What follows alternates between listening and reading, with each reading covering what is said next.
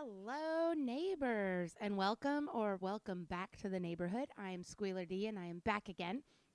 And this time, neighbors, we are back in the world of finance, and we are talking about how the Federal Reserve was formed.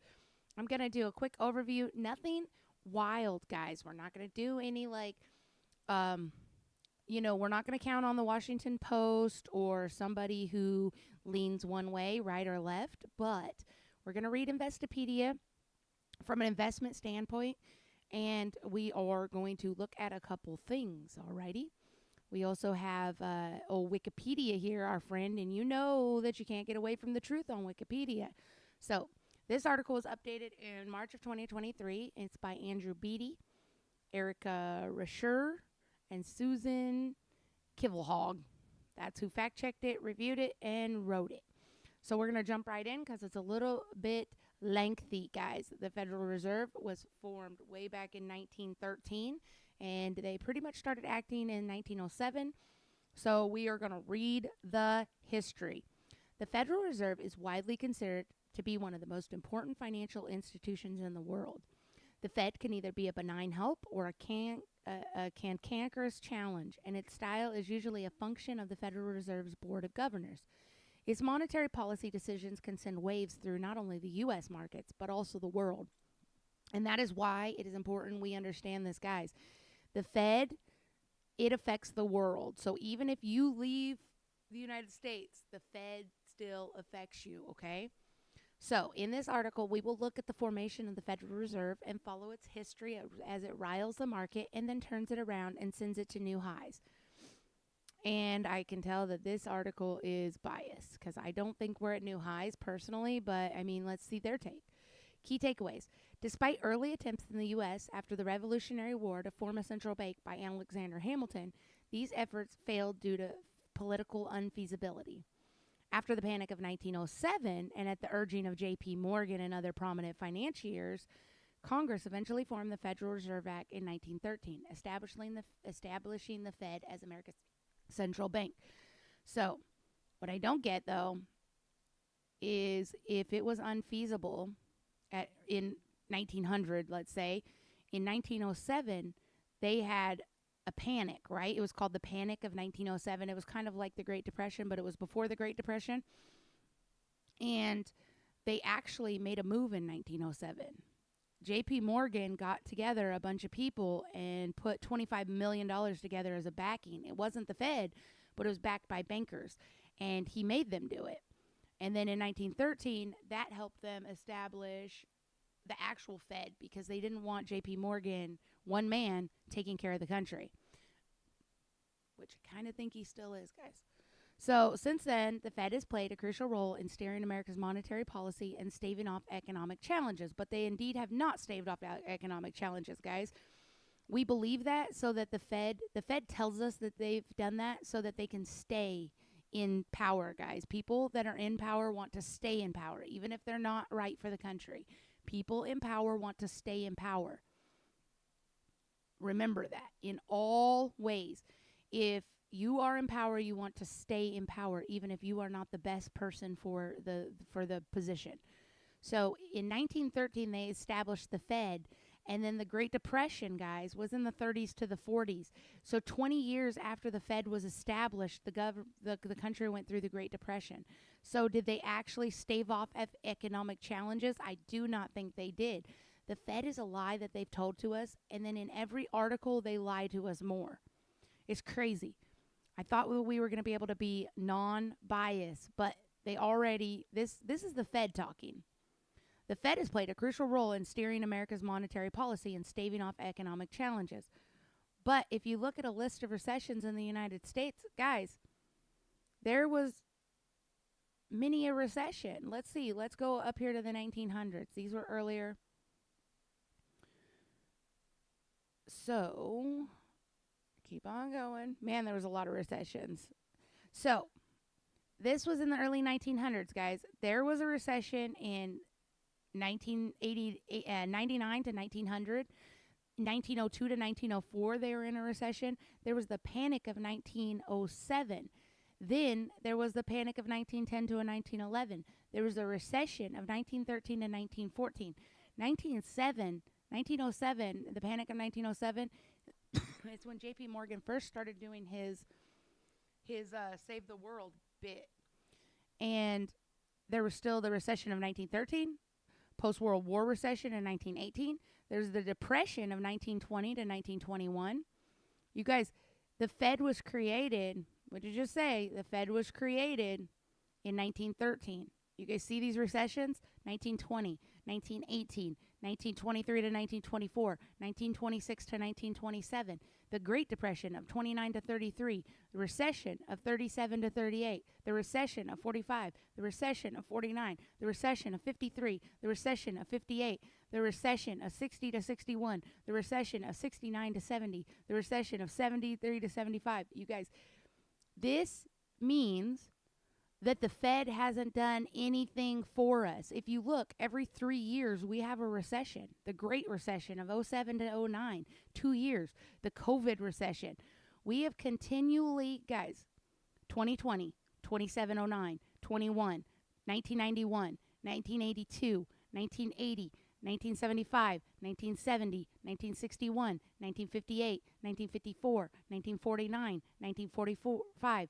That is on average, every 5 years we have a recession, guys. Every single 5 years there is a recession.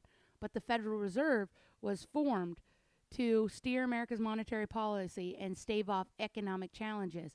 Have they done their job? I don't think so. So let's hear about America before they were the Federal Reserve. The United States was considerably more unstable financially before the creation of the Federal Reserve. Wow, that's hard to believe. Did they have a recession every single day? Let's look. Before the Fed was before it was made, they had one in 88, 93, 90. These ones overlapped each other, 92 and 93. The Panic of 1792 happened during the Copper Panic. I see. It was just all the same. So 99, 1804, 1810, 1812, 1821, that was 10 years in between. 1823, 26, 29, 34. So this one had like 5 years in between. 5 years in between. On average, it was still 5 years in between, guys. 48, 45, 43. It sounds like 57, 67. This one went 7 years. No, went 4 years. So it's about every 5 years, guys. 67 to 69, that's 3 years. 70 to 73, 79 to 82, a couple every 3 years, every 5 years, guys. The Federal Reserve didn't change anything. It changed who held the money. So the United States was considerably more unstable financially before the creation of the Federal Reserve. Panics, seasonal crash crunches, and a high rate of bank failures made the U.S. economy a riskier place for international and domestic investors to place their capital. So, bank failures, we still have bank failures, my friends. The lack of dependable credit stunted growth in many sectors, including agriculture and industry. Americans early on, however, also did not want a central bank. They saw this as a model based on the Royal Crown and its Bank of England, which it was. New America did not want to be made in the image of Britain, and it also favored a more decentralized state-by-state approach to its political economy. And, guys, we still have this decentralized state-by-state approach where, you remember our COVID response where it was state-by-state and every state could do what they wanted?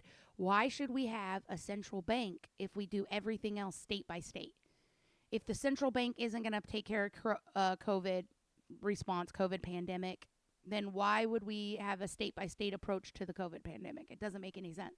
So, still, there were some early attempts. Alexander Hamilton, the first Secretary of the Treasury, was instrumental in the formation of the first national bank in America, known as the Bank of the United States. Located in Philadelphia within Independence National Historical Park, the structure was completed in 1797 and stands today as a National Historic Landmark. It was one of 4 major financial innovations at the time, including the U.S. government's assumption of the state war debts, the establishment of a mint, and the imposition of a federal excise tax.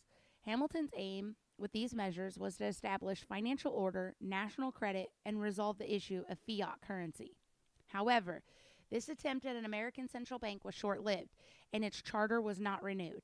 It was reestablished later for another short period of years as the Second Bank of the United States, which was even shorter-lived. Hamilton proposed the Bank of the United States in 1790, and it opened in Philadelphia the following year. In April 1792, it opened a New York branch, Wall Street's second bank. The charter of the first Bank of the United States was for 20 years, so it ran from 1791 to 1811. J.P. Morgan and the Panic of 1907. So this was way back in 1811. It's almost 100 years later, guys. J.P. Morgan comes, okay? Now, this is the Panic of 1907. We saw it in the list of recessions. In the list of recessions, the Panic of 1907 was right after the 1902 and 1904 recession, which was, though not severe, it lasted for nearly 2 years and saw a distinct decline in the national product. Industrial and commercial production both declined, albeit fairly modestly. The recession came about a year after the 1901 stock crash. So the panic, guys, the stocks crashed, and 6 years later, we had the Panic of 1907, which was a run on Knickerbocker Trust Company. Deposits on October 22nd set events in motion that would lead to severe monetary contraction. The fallout from panic led to Congress creating the Federal Reserve System. So this panic is what created the system, guys. And if you look, it was happening for a long time. They said that it came after the 1901 stock crash, which is not even up here, guys. It's weird how things are mentioned, but it doesn't really exist. It's all in secrecy, you guys. They say that we're going to learn that they did this on Jekyll Island in secrecy, locked in, and they wore duck hunter uniforms, guys. Actually hid their identities. How crazy is that? Okay, so after many decades of lacking a central bank, it was J.P. Morgan who ultimately forced the government into acting on the central banking plans it had been considering off and on for almost a century. During the bank panic of 1907, Wall Street turned to J.P. Morgan to steer the country through the crisis that was threatening to push the economy over the edge into a full crash and depression. So, they make this sound like a cute little story. Guys, Wall Street didn't turn to J.P. Morgan. J.P. Morgan saw that the country was losing money. His money, guys. J.P. Morgan was an extremely rich man who would not allow that current system to make him go broke. So what he really did, listen how they say it. Morgan was able to convene all the principal players at his mansion and command all their capital to flood the system, thus floating the banks that in turn helped to float the businesses until the panic passed. So what happened, guys, was in 1907, the same thing happened. They heard that the banks weren't banking, and normal everyday people like me and you that don't have very much money, they went to go take their money out of the bank. Well, the bankers like J.P. Morgan said that the banks were healthy and that these people were being ridiculous. But it's their money, guys. You should have a system in place so that if people get scared, they can get their money. Well, J.P. Morgan did make a system. What he did was he wasn't able to convene all the principal players at his mansion and command their capital. He demanded that they come, and he demanded that they pay $25 million to float the system. They pooled their money together, capital, and got $25 million and helped float the economy. Now, we have one man, J.P. Morgan, and his team of bat people to help them float America. Now, guys, what do we have? J.P. Morgan is the crown, right? He's the king. So the fact that the government owed its economic survival to a private banker forced the necessary legislation to create a central bank and the Federal Reserve. So the fact that the government owed its economic survival to a private banker forced them to create private banks. Guys, tell me how that makes sense. Please let it be known in the comments how that makes sense. Because in my brain, all he did was purchase America for $25 million. J.P. Morgan stepped in, made $25 million with his buddies, held up the economy, and therefore they created a central bank and the Federal Reserve, where JP Morgan is now the head of our banks. What bank is bigger than JP Morgan? Number one, JP Morgan Chase. Chase is the consuming bank division of JP Morgan Chase. It currently has more than 4,700 branches.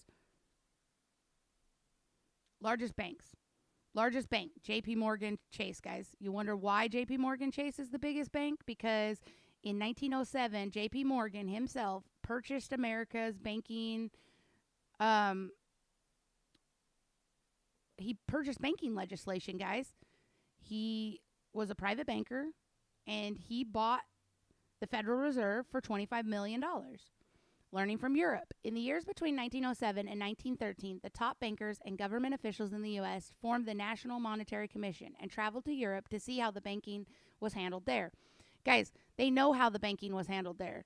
These people in 1907, who went? Who went, guys? Most likely, they were from there. What do they mean they went there to learn? Who went? Where was J.P. Morgan born? Hartford, Connecticut. Who was his father?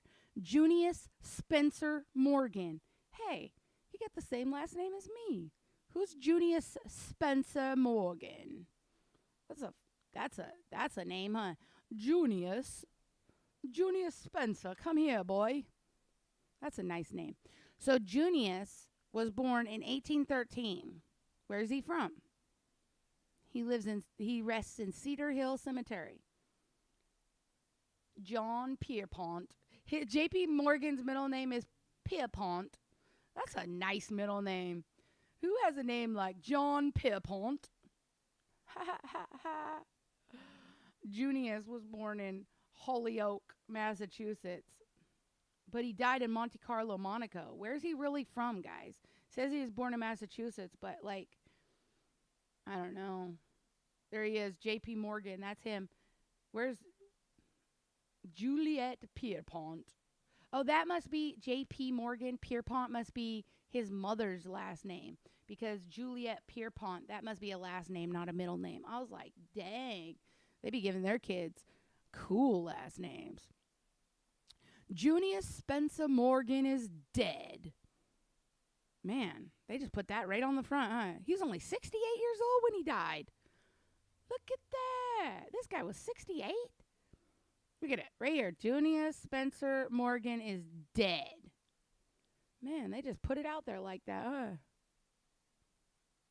Dang. Okay. So, we're going to go back. I don't even remember what we're looking at. But they say that they went there to see how it was handled, but their families and their forefathers were from there, guys. We have a central banking system like the Crown, because the Crown still works here, guys. They came back with favorable impressions of the British and German systems, using them as the base and adding some improvements gleaned from other countries. Congress ultimately passed the 1913 Federal Reserve Act that created the current Federal Reserve System. Congress developed the Federal Reserve Act to establish economic stability in the United States by introducing a central bank to oversee monetary policy. Plus, they owed J.P. Morgan $25 million for floating the government. The law sets out the purpose, structure, and function of the Federal Reserve System. Congress can amend the Federal Reserve Act and has done so several times. So, the 1913 Federal Reserve Act, signed into law by President Woodrow Wilson, gave the 12 Federal Reserve banks the ability to print money to ensure economic stability. The Federal Reserve System created the dual mandate to maximize employment and keep inflation low. The Federal Reserve was thus given power over the money supply, and by extension, the economy. Although many forces within the public and government were calling for a central bank that printed money on demand, President Wilson was swayed by Wall Street arguments against a system that would cause rampant inflation. So the government created the Federal Reserve, but it was by no means under government control. So we signed away our control. The story is even better, guys, because the story, it looks back at what actually happened. And a lot of people don't like that to be known, because it makes it sound very, very one-sided. So here are your men. Does any of these people look like you? First of all, the men who led the newly created Federal Reserve Bank, the law that created them, passed Congress a century ago on December 23rd, 1913. So do any of these guys look like you? No, they don't look like me at all. I see no women. I see no people of color. I see no poor people. They're all rich. They're all wearing nice clothes, nice hats. They don't look like us, guys. These are not 99% of the United States. These were the top of the top, the creme of the crop. These were the richest of the rich, bank people money. They owned just like the people who signed the Buttonwood Agreement. These are the original creme de la creme, guys. So, the story. The mustachioed man in the silk top hat strode to his private rail car parked at New Jersey train station. A mahogany paneled affair with velvet drapes and well-polished brass accents. 5 more men and a legion of porters and servants soon joined them. They referred to one another by their first names only, an uncommon informality in 1910, intended to give the staff no hints as to who the men actually were, lest rumors make their way to the newspapers and then to the trading floors of New York and London. So you guys look at this. 1910. These guys bopped into a well-polished, mahogany-paneled, velvet-draped, silk hat-riding private rail car. They jumped on a train at a train station that was private, guys. A mahogany-paneled affair with velvet drapes and well-polished brass accents. 5 or more men and a legion of porters and servants. They referred to each other only on first names so that they can keep it hidden from people, guys, and keep it out of the newspapers. One of the men, a German immigrant named Paul Warburg, carried a borrowed shotgun in order to look like a duck hunter, despite having never drawn a bead on a waterfowl in his life. So they had on, look at this. This guy borrowed a shotgun and carried it and dressed like a duck hunter so that people wouldn't know what they were doing, guys. What does that sound like to you? 2 days later, the car deposited the men at the small Georgia port of Brunswick, where they boarded a boat for the final leg of their journey. Guys, they all got on a train. Then they used their first names and had on outfits. These guys were dressed up. They had on so they could be inconspicuous. They were incognito. They drove for 2 days on a plane and then got out and boarded a boat and went to Jekyll Island. It was a private resort owned by the powerful banker J.P. Morgan. Guys, what does that sound like? A private island where people go to make private decisions in the middle of the night.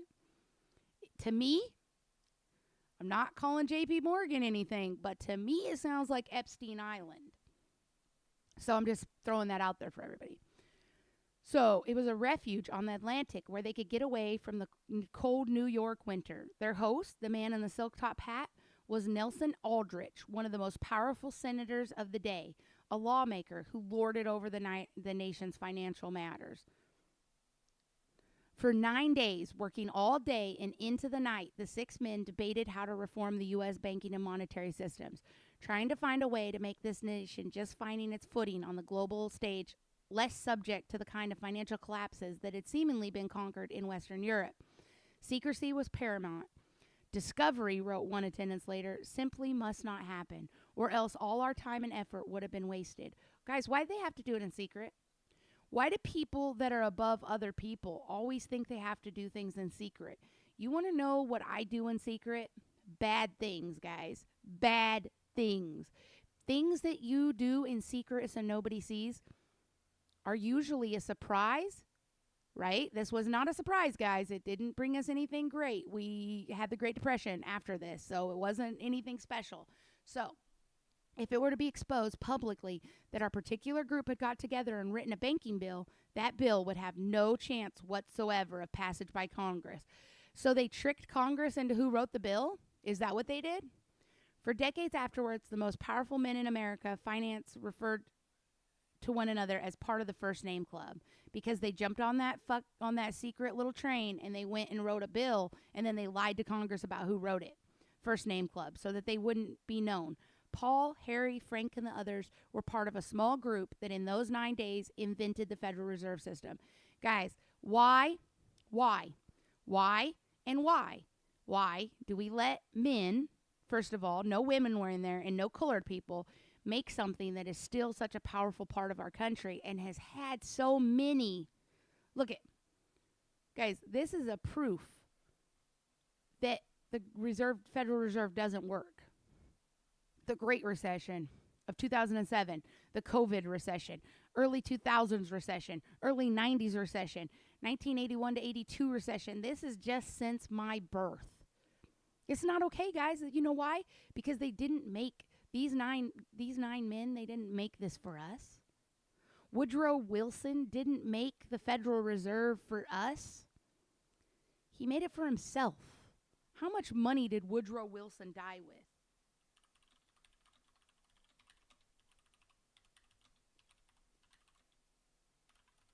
Lots of times, guys, you can see where the money went, usually to a person. Race relations, what is final years in death? Did he have money or not? At the end of his second term in 21, Wilson and his wife moved from the White House to a townhouse in Colorama, Washington, D.C. He continued to follow politics. President Harding and the Republican Congress repudiated membership in the League of Nations, cut taxes, and raised tariffs. Opened a law practice with former Secretary of State Bainbridge Colby. Wilson showed up the first day but never returned, and the practice was closed by the end of 1922. Wow, guys, never feel bad about a closed business. Woodrow Wilson, who was a president, had a one-day practice. Look at that. He practiced law for 1 day. Tried writing. He produced a few short essays. They marked a sad finish to a formerly great literary career. He declined to write memoirs, but frequently met with Ray Stannard Baker, who wrote a 3-volume biography of Wilson that was published in 1922. So was he rich, guys?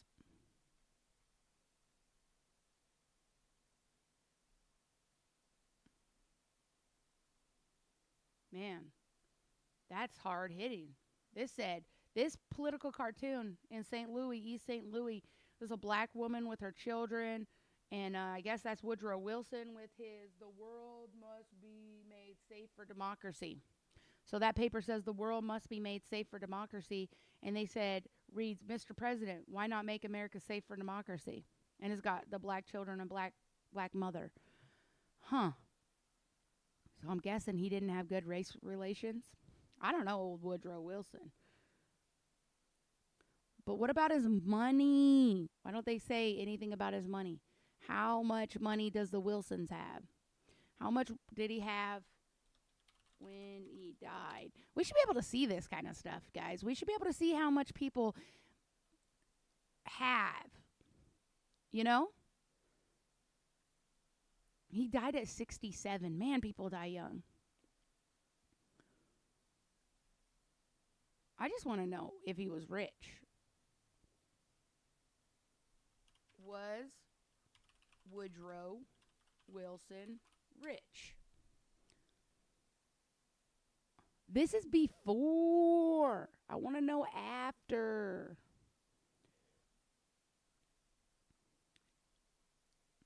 He retired to a comfortable home, but how much money did Wiki might tell us?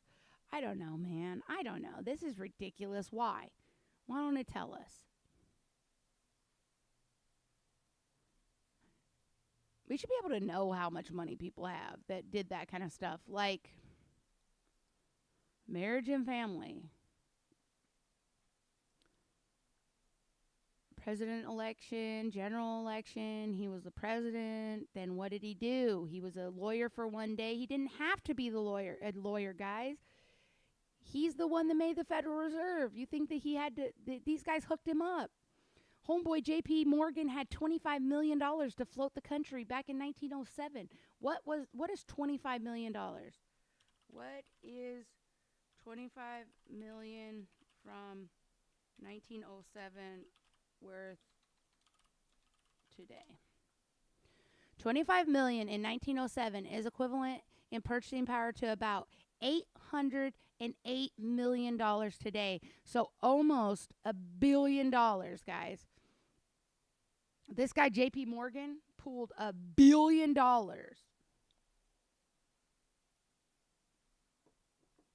1907. Impressive. So how much did they give Woodrow Wilson? These are the questions people really need to ask.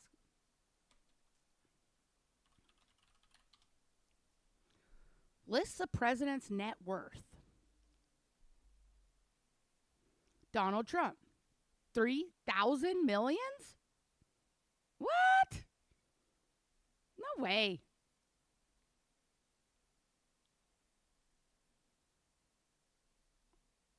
This says millions. These people have this many millions?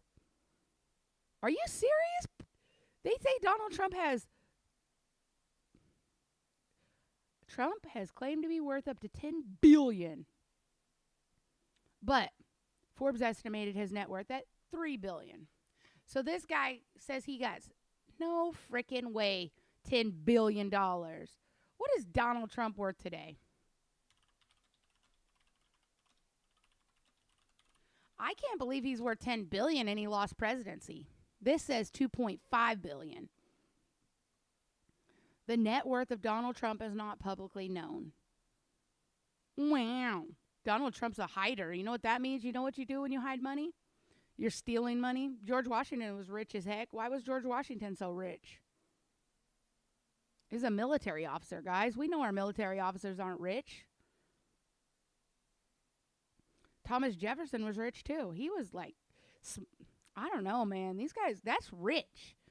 $284 million George Washington had. If George Washington had 707 in 1700, no freaking way.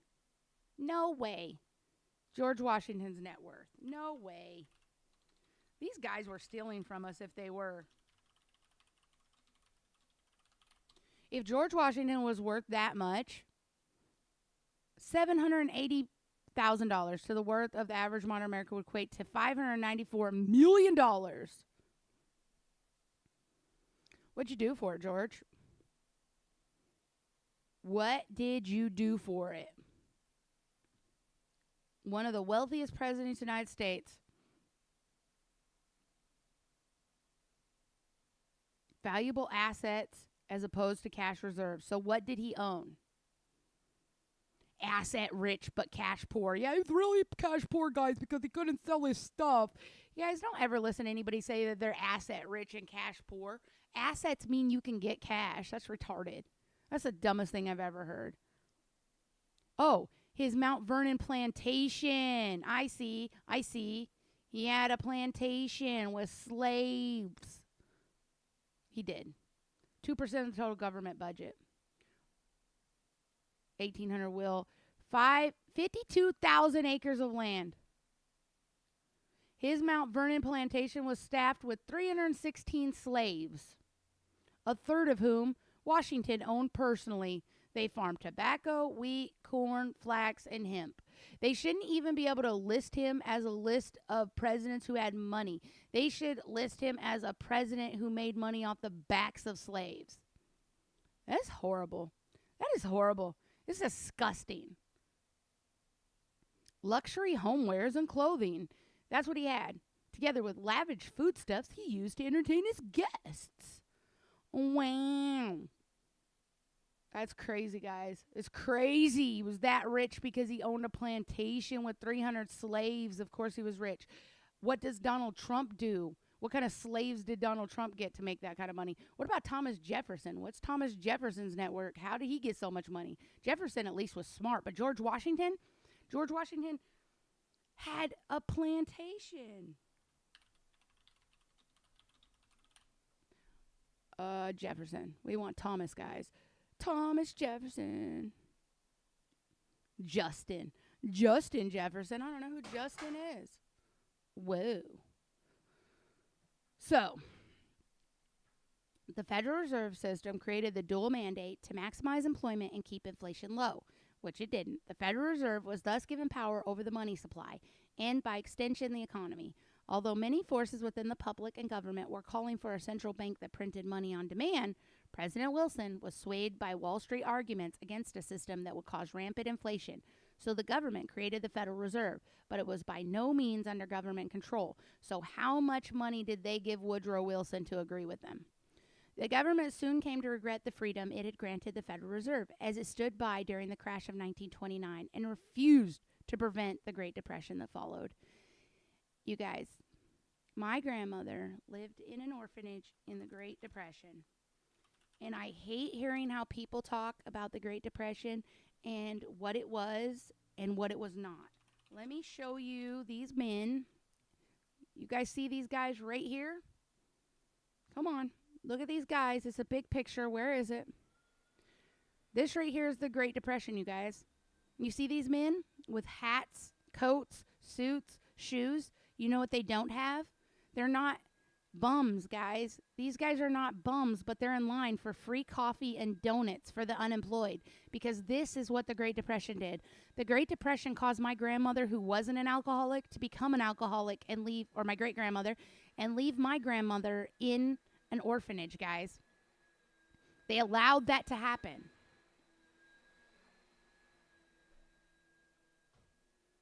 So we are going to skip over all this because that's just talking about all of the depressions that it faced. So we know that it was created, it did not help the Great Depression, but it was created in response to the 1907. So, is it independent? Yes. It is not owned by the government. The bottom line, you guys, we're going to end this soon because they are being loud outside my house here. Criticisms of the Federal Reserve continue. Boiled down, these arguments center on the image people have of the caretaker of economy. You can either have a Fed that feeds the economy with ideal interest rates leading to low unemployment, possibly future problems, or you can have a Fed that offers little help, ultimately forcing the economy to learn to help itself. But why is it there if we're helping ourselves? The ideal Fed would be willing to do both. Although there have been calls for the elimination of the Federal Reserve, as the economy matures, it's very likely that the Fed will continue to guide the economy for many years to come because they bought their way in with $1 billion. Anyway, that's it for today, you guys. You guys have a great day, and I'll see you tomorrow. Same time, same place. Be there.